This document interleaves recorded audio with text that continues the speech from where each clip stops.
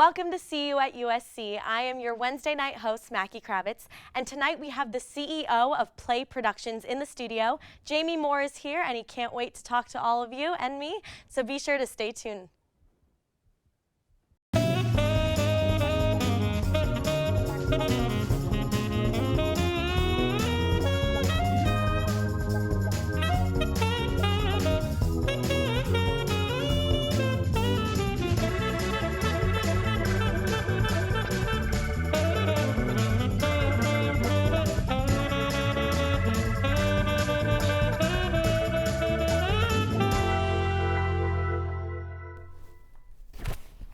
Welcome back to CU at USC. I'm joined now by Jamie Moore. Thank you so much for being here. Thanks for having me. It's exciting. Yeah, totally exciting to be in LA. I know that you have been here for a couple years now. Yeah, 8 years exactly. Wow. So yeah, finished school and just came right out here, and I've been out here ever since. So you went to school at UT.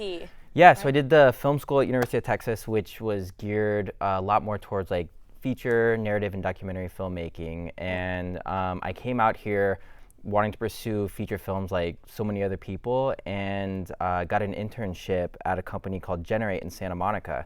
And Generate was great because it was a smaller company. It was about 30 people. And they did some features, but actually they're mostly focused on branded content, which 8 years ago was kind of close to the dawn of branded content, and it hadn't really evolved into what it is today. So can you explain for our viewers like what branded content is? Yeah, so branded content is sort of like it's like storytelling. It's you've got your traditional commercials that are 15, 30-second spots that are usually focused on products, and branded content is a brand will come in and will tell a story that will maybe be a 3-minute narrative short film that integrates the product in some way, or it'll actually be a web series that's branded. And it's really changed and evolved a lot over the past 8 years since I've been in it. I think branded content's probably closer to 12, 15 years old, but it's really interesting. Even when I started, it was still more on the commercial side where it was really, the product was still being pushed pretty heavily, and it's changed a lot where brands are now shifting towards storytelling, and their product is more in the background. And so for me as a filmmaker and as somebody in the branded content industry, it's been exciting and rewarding because the content's just gotten better. Yeah, so. I mean, commercials nowadays are even telling stories, and they're going viral. Yeah, well, it's really interesting. I think that brands are realizing like people are tired of the traditional advertising. Buy this, do this. Exactly, and they're actually, I think companies are now realizing like they have to show what type of company they are, and you're seeing companies like Starbucks like protesting Trump's immigration ban by hiring committing to hire 10,000 immigrants, things like that. And it's backfired on some companies. I'm from Texas, and Tito's vodka is a very popular vodka now across the whole country. But they recently donated some money towards gun control programs. And Texas being a very big gun state, their vodka's been banned in a lot of bars. So you have to be careful. I mean, even today, with Pepsi, there's a pretty big backfire. Yeah, so companies really are taking risks now. They are. For their content. Yeah, and I think it's exciting, and it's changing, and the whole agency model is shifting now, and brands are, agencies are still very relevant, but it's all changing, and a lot of the dollars are, from traditional 30-second commercials are now moving into branded content. And I think it's an interesting place to be in for someone getting out of college. I think it's something that shouldn't be overlooked. Was that something you learned at UT, or was that kind of more of the internship kind of taught you those skills? Yeah, I knew nothing about advertising at all in college. It's funny, I knew nothing about advertising, and I knew nothing about business, and those are the two things that I'm doing now. Yeah. And I think it's, you have to have an open mind coming out of college, and college is amazing, and you learn what you're passionate about, but I think your passions, you can do your passions in a lot of different things. You may not end up exactly where you thought you would, and sometimes like that's okay. So I think I'm as happier doing branded content work than I would have been doing features, and you just never know, and you just have to kind of work hard and go with the flow. I think it's refreshing to hear for a college student, just how life works itself out. And just because you're majoring in something doesn't mean that's what you're going to end up doing. Yeah. Because a lot of people have that misconception. Yeah, no, I totally agree. And I think you have to be, like, when you get out of college, I think you have to be flexible and willing to try different things. And, you know, I have to say, I was really, really fortunate coming out of UT and landing at this production company, which is still around. It's called Generate. And it was a smaller company, but they did a bunch of different things, TV, film, and branded content. And I was able to try a bunch of different things. And actually being in the real world, I fell in love with the nature of branded content, where you work very intensely on one project, you know, maybe it's a week, 2 weeks, and then you move on to the next thing. You know, and that's not for everybody, but for me, it was a wonderful experience. Yeah, that's great to hear about that. Yeah. Now, it's interesting because you came from small town Texas, obviously very different from LA. Can you explain kind of the transition there? Some difficulties you had? Well, honestly, like, it was, the biggest thing was just, you know, coming from a very conservative place to a very, like, liberal place took an adjustment, to be honest. And it was great, and it was really eye-opening, and it was interesting at first, and there were some things that were just shocking to me, and you know, it opened me up and brought in my horizons. And now, you know, sometimes I go home and it's, you know, it's interesting.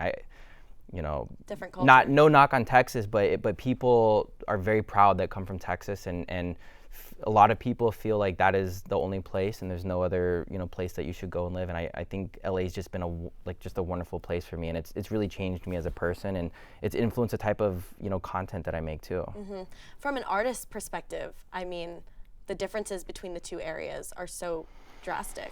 Yeah, it's interesting. I have a lot of friends that stayed back in Austin, and you know, some of them are doing really well. It's a different community. You know, in LA, it's you know, you have the studio system and all the networks out here, and back in Texas, it's very much more geared towards independent filmmaking. So, you know, I think LA it goes without saying, like, living in LA, you just have so much more opportunity. So I recommend, you know, anybody coming out here who's interested in film to just come out in LA, you know, for a little bit to check it out. Yeah, absolutely. Yeah. So you went from an intern to what happened after that? I know that it was very quick and very fast. I got really, like, again, really fortunate. I think there's some nepotism. 2 of the 5 partners at my company went to University of Texas, so that didn't help, or that didn't hurt when I was doing my initial interview. And yeah, I just, you know, I was a 3-month internship, and I worked really, really hard, and you know, actually I was on my way driving back to Texas, and halfway, I think it was in, like, Arizona, I got a call, and a producer offered me my first paid gig at Generate. And, you know, it was like 10 p.m. or something, like, can you be on set by 7? I was like, yep. And I just did a U-turn. Yeah, and I went straight there, and I drove straight to set, and I got there like an hour early and sat in my car, and I ended up working, it was like a 2-day shoot, and then it just went from one thing to another. I got offered a full-time position as sort of like an in-house PA, and then 3 months later, somebody left, and I got promoted to a production executive, which was really crazy. Incredible. Yeah, and also scary. I had literally had no idea what I was doing. So I kind of, and that's what I've noticed is at every single, like, pivotal point in my career, I've had to sort of, like, say, yeah, I can do that, you know, not knowing if I really could. So yeah, Google has been, like, a really like important thing for me in my career. So. Absolutely. Well, I mean, your story shows that a small company, really, you can go from the bottom barrel to the top dog pretty quickly. I think there's, like, benefits, there's pros and cons to, you know, a small company. I think at a bigger company you have access to bigger projects that can propel you in a different way, but I also think it's much more difficult to climb the ladder at a big company. And again, the company I worked for was about 30 people, and they needed a production executive, and just one person believed in me, and I was able to slot in there. And then a couple years later, you know, they needed basically a department head for the post-production as we were growing, and that was another one of those things where I had to just say, yeah, I can do that. So, and that was an interesting call. I remember being at Sundance, and my boss called me and said, we need to hire a VP. Do you know anybody? And I just said, yeah, why not me? So Wow, So, taking yeah. those risks and Yeah, yeah. Again, not knowing at all what that was gonna do, and completely in over my head. But it, you know, it was a little shaky at first, but it paid off for sure. I mean, if you put in the work, if you put in the effort, if you're really driven to do it, Yeah. it should just not Yeah. come naturally, but you should be able to. Yeah, I've never ever been the most talented person in the room, like ever. Not at UT, not in any of my classes, and certainly not at my company now. But you know, when I was able to make that move to run the post-production department, I was able to hire a staff, and I knew I could be successful because I knew really, really talented people. And so I think every time you're trying to make a jump in your career, make sure you can find or bring along really talented people that can make you look good. So. It's a good strategy to have. Yeah. So you went from there at Generate, Yeah, right?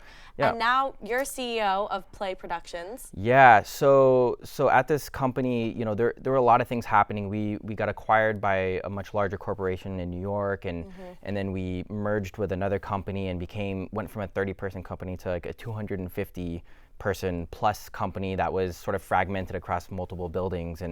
And my job, I spent a year just kind of like trying to restructure and build out studios, and I got really far away from what I wanted to do. And at the same time, I had a friend who was a creative director up in San Francisco at an ad agency, and he's like, "Do you want to try, you know, moving up here and working in advertising?" And I was like, maybe, I'm not really digging what I'm doing anymore, maybe. And I went up there and didn't really love the ad agency thing, but met the CEO of the company and kind of had this idea to pitch, you know, starting a production company. And they've got some amazing clients up there, and I've done all this work, you know, at my previous company, and we basically worked a deal where they would help me start Play, and they would funnel, you know, business from their clients, and, you know, in turn they share in profits at the company. So do you think your knowledge of content media and all of that experience you had at Generate really helped you hone this? Yeah, and that's the other thing I say is, like, for me, like, I spent 5 years there, and I needed all 5 of those years. Like, if I had left a year early, the company would have gone up in flames, like, almost immediately. So, and it almost did anyway. But yeah, I think there's no replacement for, you know, experience, and you just have to know when the right time to jump is. So, for students, what would you say your one word of advice for interning at a place? Yeah, for me, it's like, I think there were 3 other interns, and you have to outwork this is so cliche, but you have to be the first there and the last to leave, and you have to work twice as hard as the next hardest working person. Like, you have to work double time. You have to make yourself indispensable. You know, by the time your internship's over, you have to show the company that they can't operate without you. So that's my advice. Well, I think that helped a lot of students because, you know, students here have internships all the time, and they're always wondering how to get ahead, how to make that next step in their careers. So thank you for sharing that. And we have to take a quick commercial break, but we will be back after the break with Jamie, and we will hear more about Play Productions. Stay tuned.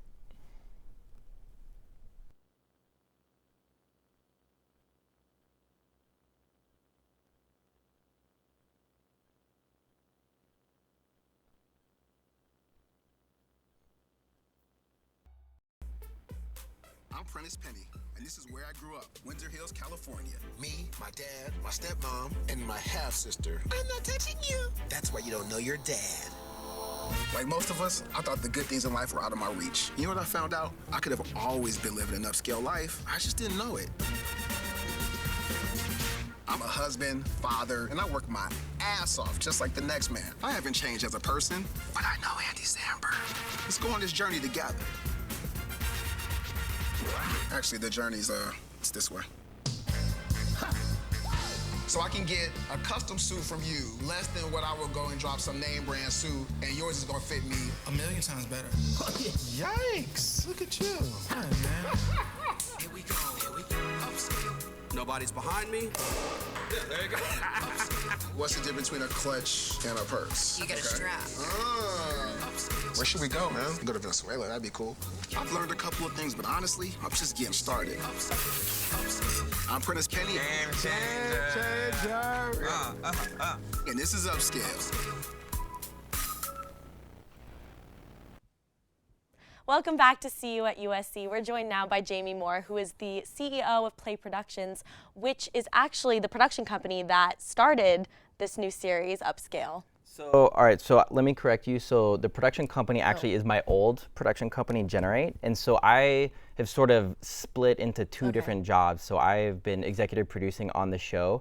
But there's animated segments on the show that Play Productions is producing as well. Okay, so you have a little bit of both going on in there. Yeah, it's not been a lot of sleep lately, so it's been interesting running Play and then also producing the show. And we had a very kind of compressed production schedule because Prentice Penny, who's a USC grad, also he's the showrunner on an HBO show called Insecure as well. And so he has two jobs also, and so he's been writing during the week, and then we have to shoot weekends. So it's been really interesting, and it's been good for me because I've been able to run the company during the week and then do the TV show on the weekends as well. Yeah. So we saw in the trailer. I mean, it looks like a very entertaining, fun show. Yeah. Did you know Prentice before? Where did this idea start? Yeah, it's funny actually. So Prentice Penny, he was a client that was managed at Generate, which also did talent management. And the first day of my internship in 2009, I sat on a couch, his manager's couch, and I read a pilot that he wrote. That was a show called The Hustle that ended up airing on Fuse. And that actually went to pilot and was ordered to series a couple years later, which was my first experience working in TV. So I've known Prentice for a while, and the show originated, him and his manager came up with this idea.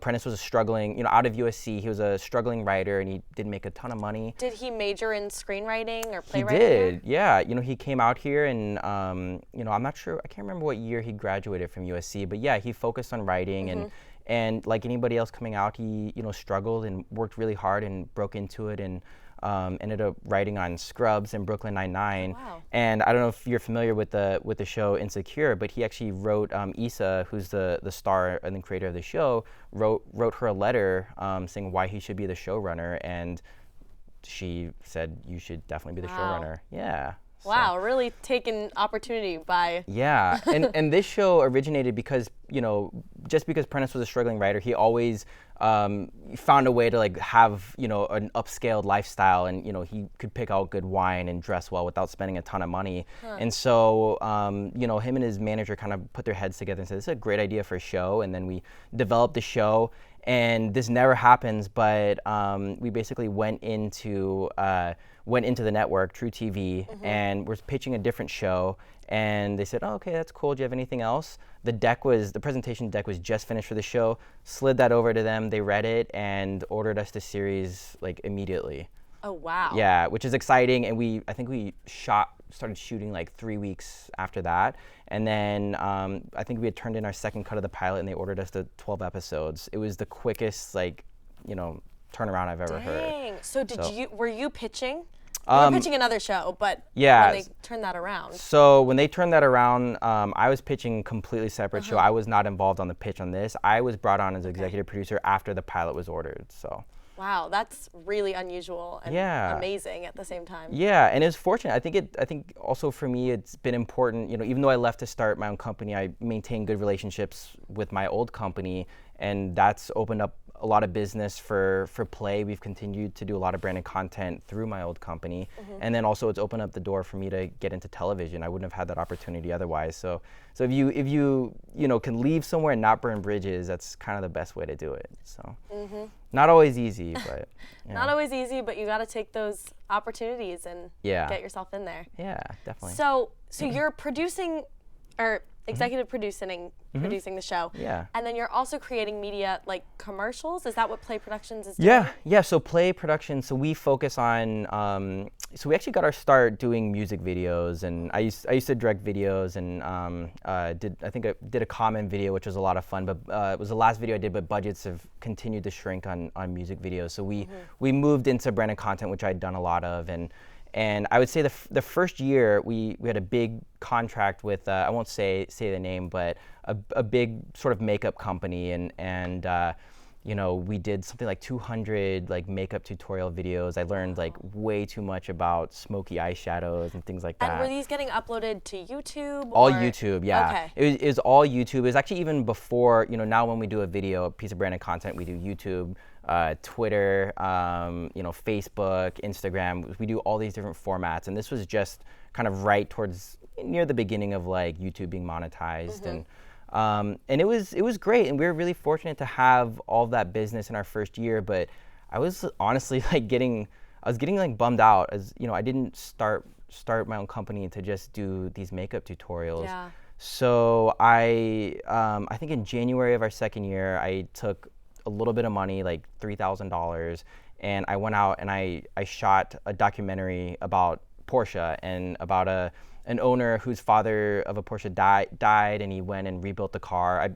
My background and my love is automotive, and I wanted to do automotive content, and nobody was paying me to do it, so I just went out and did it on my own, and I put this video out there, and it kind of changed the company. But it wasn't an ad for Porsche, it was a story. Yeah, it was just a story, yeah, and I think that's, again, like, people don't, advertising, it's tough. Like, it's tough to connect with people through traditional advertising, I think. And so I wanted to tell a story. It wasn't funded by Porsche, but we told a story, and we put it up on YouTube. It got like 50,000 views, and that was great for us. And somebody heard about it, and it led to this video that we did for Ferrari, and that was a paid video. And that was our first, I was like, how is this happening? Ferrari is like a high top Yeah, it's like brand. you're gonna pay us money to be around all these like amazing, Expensive supercars. Yeah, and so that was like kind of a dream come true. But I thought it was a fluke, and then I took that and I took that video to a friend of mine at BuzzFeed, and BuzzFeed was just getting into branded content at the time, and they had this Hyundai project, which had a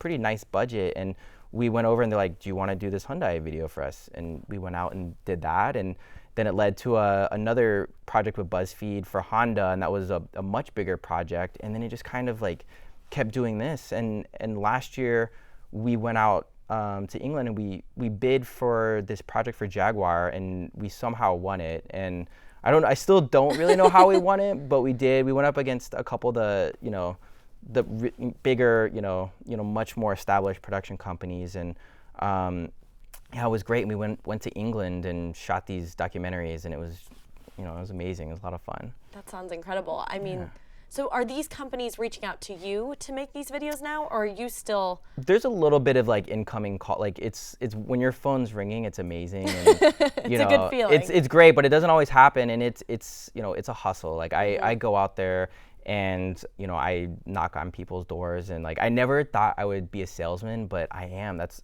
maybe my most important function with running the company, is to keep the jobs flowing in. So it's a mix. It's once we're about 3 years old now, and so we've got our foot in the door a little bit. So we are getting some calls, but I would say like 60-70% of our business is stuff we go after, and in branded content advertising, there's a triple bid, and you're usually going up against 2 other production companies, and it's such a balance. Like, you have to have the best creative pitch, and the price has to be right on. You can't come in too high because the other companies will undercut you, and you can't come in too low because then they're like, these guys don't know what they're doing. So, and you It's kind never of like know. playing a game. Yeah, it is. It's all guessing. Like, if you can get an inside track, and if you can continue to partner with an agency and build a relationship with them, that's the best way to do it. And that's sort of how I've been able to keep my company afloat, is by building agency relationships and doing repeat business. So what's Play Productions like distinguisher? What makes them different from the other media that you see?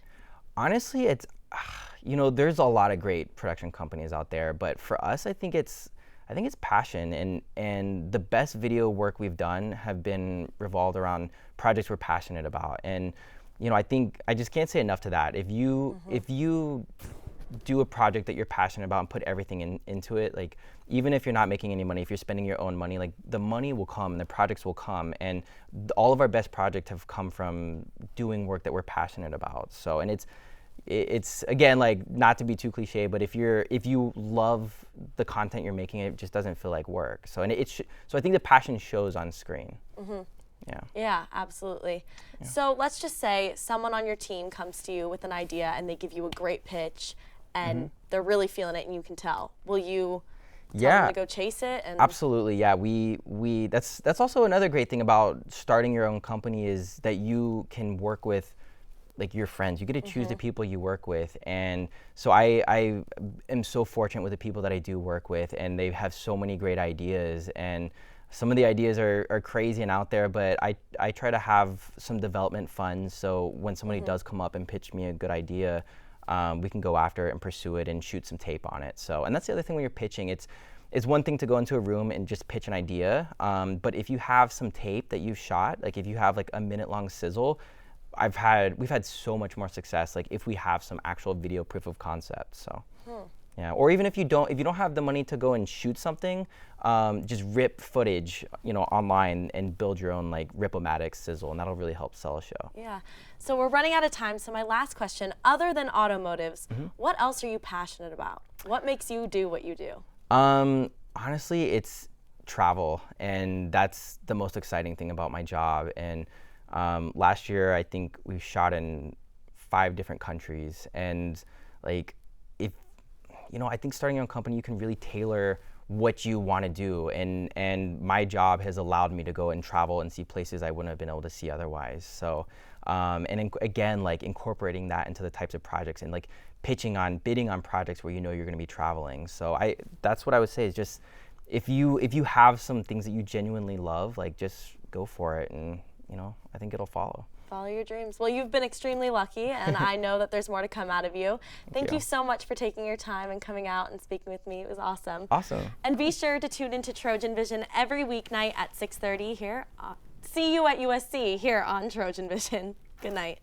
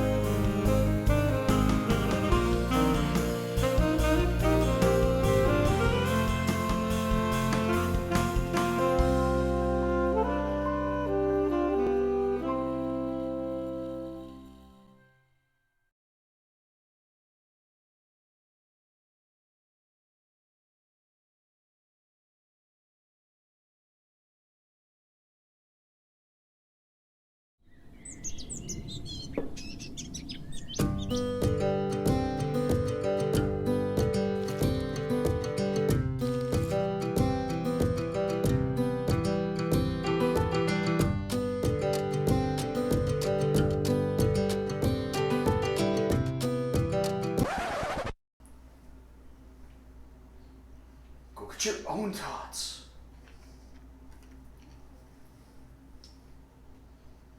Gosh, flipping